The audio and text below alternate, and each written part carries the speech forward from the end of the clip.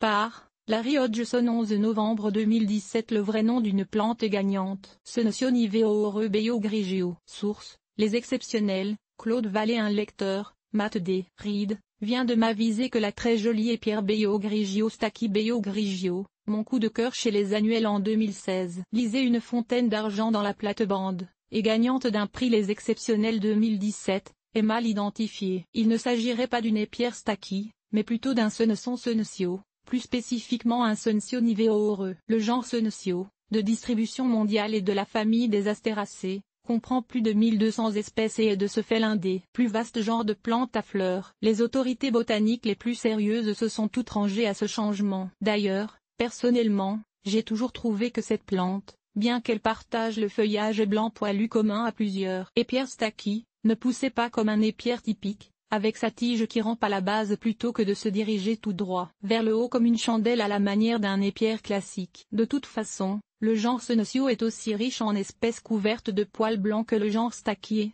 d'ailleurs, obtient son nom. Senecio veut dire vieil homme en latin. De ce fait, les inflorescences de Senecio niveaureux Beio Grigio sont bien celles d'un censon et non pas celles d'un épierre. Source, latin wife.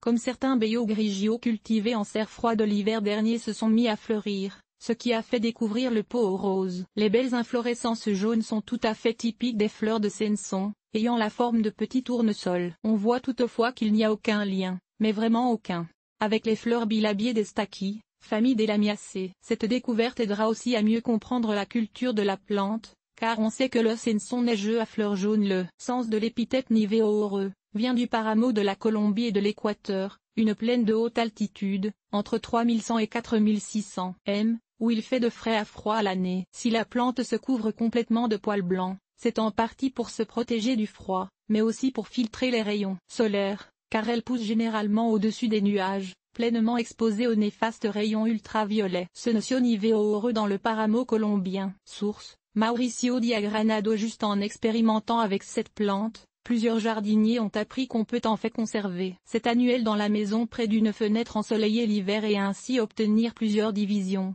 car la plante se divise au pied, pour la plate-bande de l'année suivante.